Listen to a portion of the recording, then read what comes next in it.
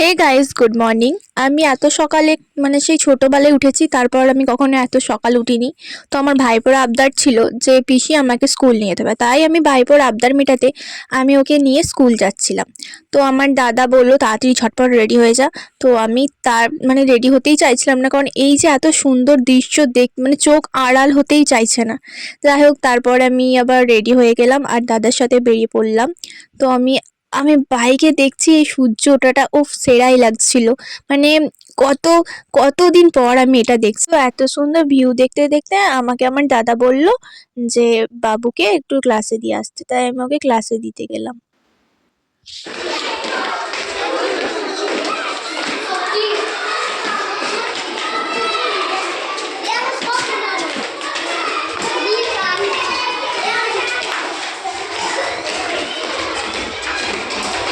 ওর ব্যাগটা ক্লাসে রেখে তারপর আমরা আবার চলে আসি ওর পেয়ার লাইনের জন্য।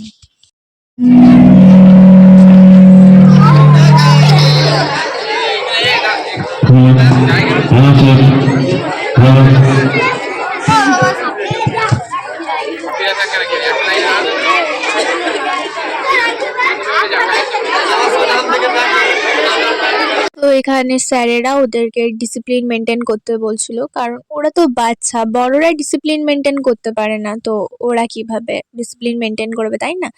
বড়রাই নিজেদের ইমোশনকে কন্ট্রোল করতে পারে না, তাহলে ওরা তো ছোট, ওরা কিভাবে কন্ট্রোল করবে? আমাদের কাছ থেকেই তো ওরা শিখবে, তাই না? তো এখানে বাচ্চারা বাচ্চামো করছিল আর আমি ওদেরকে দেখছিলাম, আর আমার আগেকার দিনগুলো মনে পড়ছিল। আর আমি বসে বসে ওদেরকে দেখছিলাম, ওরে দারুণ লাগছিল ওদেরকে, রেড রেড ড্রেস আর বাচ্চাগুলো খুব ভাল লাগছিল।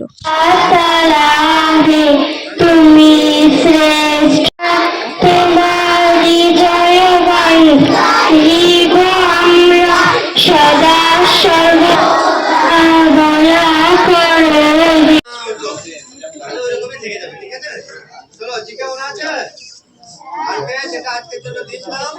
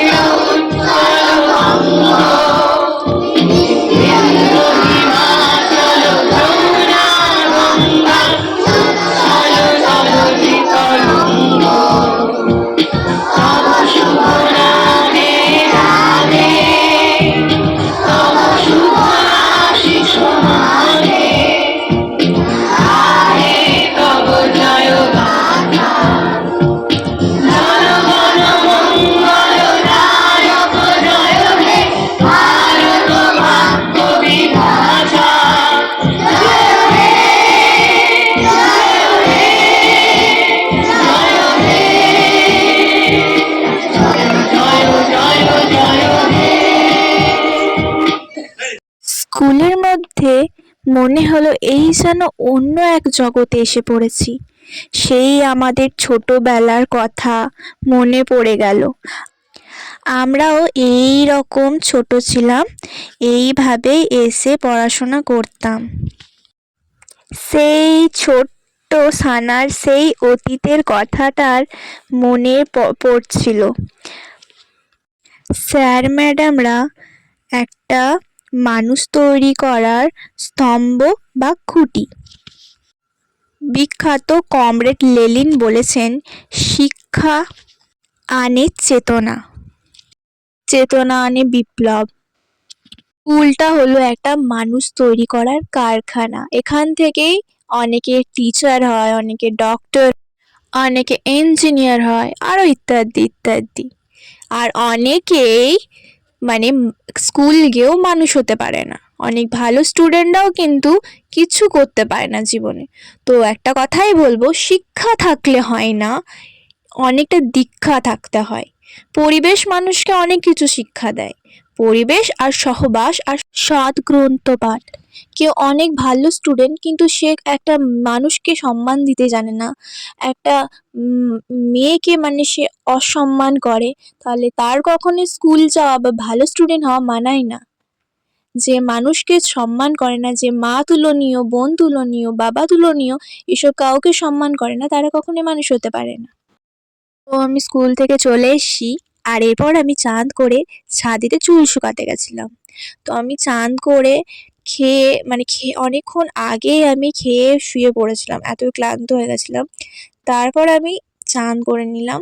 তখন তখন দুপুর ৩টে বাজে। তারপর আমি তো এমনিই অনেক ভোর উঠেছি বলে আমার অনেক শরীরটা কিরকম লাগছিল। মনে হচ্ছে যে আমি কেমন একটা হয়ে যাচ্ছিলাম, আমার উইক লাগছিল শরীরটা, কেমন লাগছিল। আমি জাস্ট বোঝাতে পারছি না। ল্যাদখোর মানুষ, কি বলবো। তারপর আমি অনেকটাই ক্লান্ত হয়ে যাই, অনেকক্ষণ ঘুমাই। তারপরে উঠে চান করি, চান করে আগে খেয়ে নিই, এসেই খেয়ে নিই, তারপর ঘুমিয়ে পড়ি, তারপর চান করি। এরপর সন্ধ্যেবেলায় আমি আর আমার ভাইপো মিলে একটু খেলা করছিলাম। তোমরা হয়তো জানো নাকি জানি না, আমি একটু সবাইকে একটু ডিস্টার্ব করতে ভালোবাসি, ছোট বাচ্চাদেরকে, আমার খুব কাছের মানুষদেরকে, আমার মাকে, আমার ফ্রেন্ডদেরকে, খুব কাছের ফ্রেন্ড হলে তাদেরকে। তো এও তো আমার প্রিয়জন, তাই জন্য একেও আমি ডিস্টার্ব করতে শুরু করে দিলাম। তো ডিস্টার্ব করার পর আমি কিছু খুঁজে পাচ্ছিলাম না, আমি করবোটা কি। আর আমার সেই সময় নেট প্যাক শেষ। তো আমি ভাবলাম রিলস করবো, বাট রিলস করবো কিভাবে, তো নেট প্যাক শেষ। তো আমি একটু তোমাদেরকে দেখালাম যে রিলস করলে কেমন হতো, বাট রিলস তো করতেও পারিনি, কারণ আমার ডেটা ছিল না, আর আমি আমার ফোন পে ইউজ করি না। তো এখানে আমার দাদা বৌদির সাথে গল্প করতে লেগে গেলাম। তো খুব মজা হলো। তো খাওয়া দাওয়া শেষ করে আমি এরপর ভাবছিলাম কাল সকালে কি করব। তো সকালের ব্যাপারটা প্ল্যান করে নিলাম। এরপর আমি গুড নাইট বলে ঘুমাতে যাচ্ছি। পুরো ব্লগটা দেখো তোমরা, ভাল লাগলে লাইক করবে, না ভাল লাগলেও লাইক করবে। ঠিক আছে, টাটা।